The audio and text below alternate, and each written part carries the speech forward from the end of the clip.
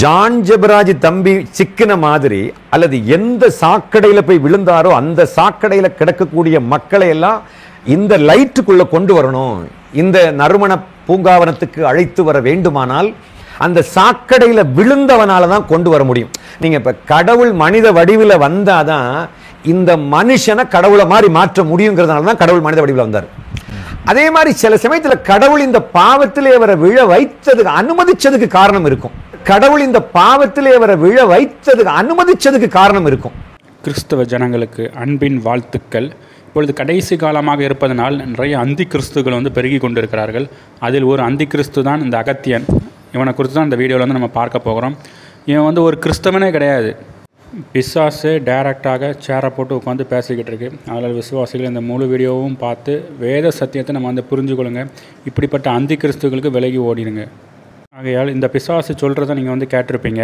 நறுமண பூங்காவனத்துக்கு அழைத்து வர வேண்டுமானால் அந்த சாக்கடையில விழுந்தவனால தான் கொண்டு வர முடியும். நீங்க எவ்வளவு அசிங்கம் பாருங்கள், எவ்வளோ அசிங்கமாக பேசுகிறாரு பாருங்கள். அதாவது ஒருத்தனை நறுமணத்துக்குள் கொண்டு வர வேண்டும் என்றால் ஒருத்தன் போய் சாக்கடையில் விழுந்து தான் வந்து நறுமணத்துக்குள்ளே வந்து கொண்டு வர முடியுமா? அப்படின்னா இவர் என்ன சொல்ல வர்றாருன்னா, அந்த சிறுமிகளை வந்து நல்வழிக்கு கொண்டு வரணும். அந்த சிறுமிகளோட உடலூர் ஜான் ஜெபராஜ் பண்ணினால்தான் அந்த சிறுமியை வந்து நல்வழிக்கு கொண்டு வர முடியுங்கிற மாதிரி அவர் வந்து பேசுகிறார். உதாரணத்துக்கு நீங்களே புரிந்து கொள்ளுங்கள். அதாவது சாக்கடைக்குள்ளே ஒருத்தன் விழுந்து தான் ஒருத்தன் நறுமணத்தை கொண்டு வர முடியும்னா, அப்புறம் அவர் சொல்கிற அர்த்தம் வந்து இப்படி தான் இருக்குது. ஒரு லேடிஸையோ இல்லை வேறு யாரையோ கொண்டு வரணும்னா அவங்களோட உடலுறவு பண்ணி அவங்களோட அசிங்கமான செயலை செய்து தான் அவங்கள வந்து நல்வழி கொண்டு வரணுங்கிற மாதிரி இவர் வந்து பேசுகிறாரு.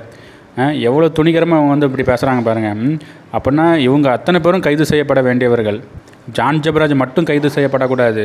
இந்த மாதிரி பாவத்தை இச்சையை தூண்டக்கூடியவர்கள் இவங்கள தான் முதல்ல கைது பண்ண வேண்டும். ஜான் ஜெபராஜ் சிறுமியிடம் பாலியல் வன்கொடுமை பண்ணதுக்கு காரணம் வந்து இவர்கள் தான். அதனால் ஜான் ஜெபராஜ் மட்டும் கைது செய்யப்படக்கூடாது. ஜான் ஜெபராஜுக்கு துணை போகிறவர்கள், ஐ சப்போர்ட் ஜான் ஜெபராஜ்னு சொல்லுகிற அத்தனை பேர்களையும் தமிழ்நாடு அரசு வந்து கைது செய்ய வேண்டும். ஏனென்றால் ஜான் ஜெபராஜ் பாலியல் பண்ணது வந்து ஒரு மைனர் பொண்ணு, 18 வயசு கீழே உள்ள ஒரு சிறுமிகிட்ட போய் பாலியல் வன்கொடுமைப்படுத்தியிருக்காரு. அவனுக்கு சப்போர்ட்டாக இவனுக்கு எவ்வளோ துணிகரமாக பேசுகிறாங்க பாருங்கள். போக்சோ சட்டத்தில் அவர் வந்து கைது பண்ணுவதற்காக வேண்டி அவரை தேடிட்டு இருக்கிறாங்க. அவர் இன்னும் சிக்கல்ல அப்படின்னு சொல்றாங்க. இது அவர் மட்டும் செய்து கொண்டிருக்கக்கூடிய தவறு அல்ல, எல்லாருக்கும் தெரியும். இது எல்லாருக்கும் நீங்களே இந்த வீடியோவில் கேட்டிருப்பீங்க. இது அவர் மட்டும் செய்யக்கூடிய தவறு கிடையாதான். அப்படின்னா எல்லாரும் செய்கிறாங்க, அதனால் அவரும் செய்கிறாரு, அதனால் எல்லாரும் செஞ்சாதெல்லாம் ஒன்றும் தப்பு கிடையாது அப்படிங்கிற மாதிரி வந்து பேசிக்கிட்டு இருக்காரு. எல்லாரும் தப்பு பண்ணுறாங்க, அதனால் நீங்களும் தப்பு பண்ணுங்கன்னு தப்பு செய்கிறதையும் அதுவும் சிறுமியை பாலியல் வன்கொடுமைப்படுத்துறதுக்கு ஒரு தூண்டுகின்றார். அதில் கைது செய்யப்பட வேண்டியவர் இவர் தான். அதனால் உலகத்தில் பாவம் பெருகிறதுக்கு மேஜரான காரணமே இதுதான். எல்லாரும் தப்பு பண்ணுறாங்க, அதனால் நானும் தப்பு பண்ணுறேன். இதுதான் வந்து உலகத்தில் வந்து பாவம் வந்து மல்டிப்ளை ஆகி பெருகி கொண்டே இருக்கிறது. அப்படின்னா அந்த பாவத்தை விதைக்கிறவர்கள் யார் என்பதை நீங்கள் விசுவாசிகளை புரிந்திருப்பீங்க. இவர்களை நீங்கள் வேற எடுத்து போட வேண்டும். அதே மாதிரி சில சமயத்தில் கடவுள் இந்த பாவத்திலே அவரை விழ வைத்ததுக்கு அனுமதிச்சதுக்கு காரணம் இருக்கும். கடவுள் இந்த பாவத்திலே அவரை விழ வைத்ததுக்கு அனுமதிச்சதுக்கு காரணம் இருக்கும். ஏன் அனுமதிக்கிறாரு அப்படின்னா, அப்படிப்பட்ட பாவத்தில் கிடக்கக்கூடிய ஒரு ஆளை கூட கர்த்தர் பக்கம் கொண்டு வர அந்த லைட்டு கிட்ட இந்த கருணாமூர்த்தியிடம் அழைத்து வருகின்ற வலிமை யாருகிட்ட கொடுப்பாருன்னா, அந்த தப்புல விழுந்து எழும்பினா தெரியுமா அவங்ககிட்ட அந்த பொறுப்பை கொடுப்பாரு. இவருக்கெல்லாம் வேத வசனம் தெரியுமா? இவரெல்லாம் எப்படி கிறிஸ்தவர்னு இவரெல்லாம் சோசியல் மீடியாவில் வந்து இவர் வந்து இது பண்ணிக்கிட்டு இருக்காங்கங்கிறது புரியலை. இவருக்கு வேத வசனத்தோட பேசிக் முதலாவது தெரியுமா? கடவுள் ஒரு மனிதனை பாவத்தில் விழ வைத்து தான் இன்னொருத்தரை கொண்டு வர முடியும். அதுதான் வேத சத்தியம்னு வந்து இவர் வந்து பேசுகிறாரு. எவ்வளவு துணிகரம் பாருங்கள். அப்படின்னா ஒருத்தனை கடவுள் வந்து பாவத்தில் விழ வைக்காமல் இன்னொருத்தனை கொண்டு வர முடியாதா? கடவுள் அப்படின்னா பாவத்தில் விழுந்தாரா? கடவுள் மனித வடிவில் வந்தாதான் இந்த மனுஷனை கடவுளை மாதிரி மாற்ற முடியுங்கிறதுனால தான் கடவுள் மனித வடிவில் வந்தார். எப்படி உளறுகின்றாரு பாருங்கள். கடவுள் மனித வடிவில் தான் வந்தார், கடவுள் பாவ வடிவில் வரவில்லை. ஆனால் இவர் பாவத்தை ஒப்பிட்டுட்டு கடவுள் மனித ரூபத்தில் வந்தார். அப்படின்னா இவர் வந்து கடவுள் வந்து பாவ வடிவில் வந்தார்னு இவர் வந்து பேசுகிறார். இயேசு கிறிஸ்து பாவத்தில் விழுந்தாரா? இயேசு கிறிஸ்து பாவம் இல்லாமல் தானே எல்லா ஜனங்களையும் இருளிலிருந்து வெளிச்சமாக மாற்றினார். சிலுவை மரணத்துக்கு சென்று பாவிகளை அவர் மீட்டு கொண்டார். அப்படின்னா இவர் என்ன கூற வருகிறார் என்றால், இயேசு கிறிஸ்துவே பாவின்னு சொல்ல வராரு. இயேசு கிறிஸ்துவே பாவத்தில் விழுந்துட்டார், இயேசு கிறிஸ்துவே விபச்சார பாவத்தில் விழுந்துட்டார். விழுந்து தான் இருளில் இருக்கிற ஜனங்களை விபச்சாரிகளெல்லாம் வந்து பரிசுத்தத்துக்கு நேராக கொண்டு வந்தார்னு இவர் பேசுகிறாரு. எவ்வளோ துணிகரம் பாருங்கள் அவருக்கு. இது கிறிஸ்தவத்துடைய பேஸே இவர் வந்து ஆட்டுறாரு. அதில் ஒவ்வொரு கிறிஸ்தவர்களும் ஜாக்கிரதையாக இருந்து இப்படிப்பட்டவர்களை வந்து தூக்கி எறியுங்கள். உங்களுள் பாவம் செய்யாதவன் இவள் மீது முதலாவது கல் எடுத்து எறியட்டும் அப்படின்னு.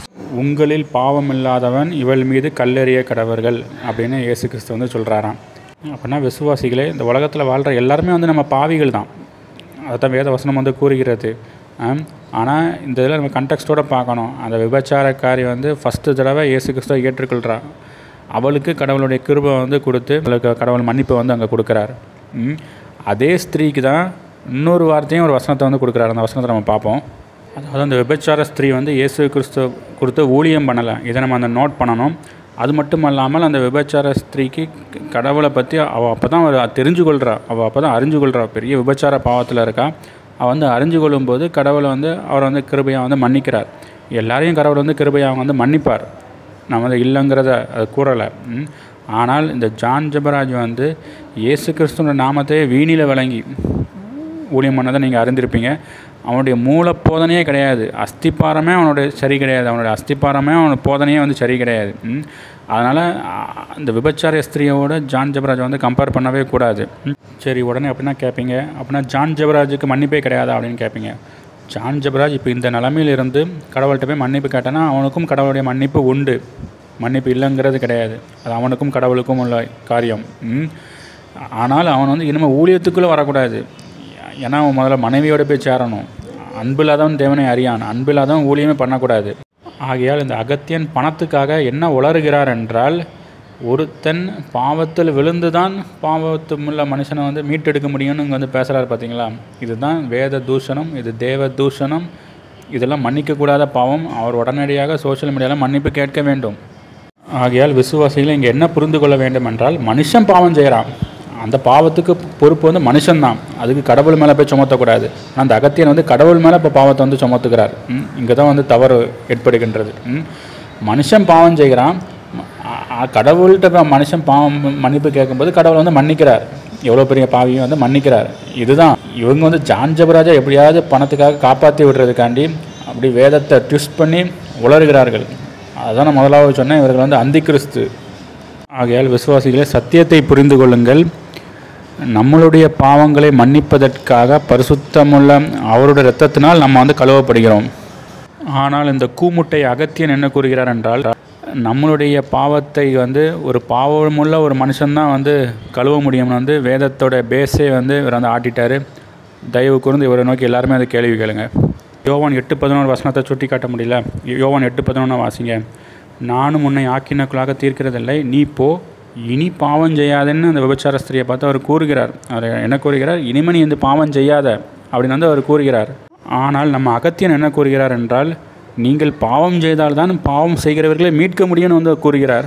அப்படி என்றால் விசுவாசிகளே, அகத்தியனுடைய போதனைக்கும் இயேசு கிறிஸ்துவனுடைய போதனைக்கும் வித்தியாசம் இருக்கிறது என்பதை நீங்கள் உணர்ந்து கொள்ளுங்கள். அதனால தான் நான் முதலாவது கூறினேன், அவர் வந்து அந்தி கிறிஸ்து. அகத்தியன் ஒரு அந்தி கிறிஸ்து. இது பிசாசோட ஒரு ஸ்ட்ராட்டஜி.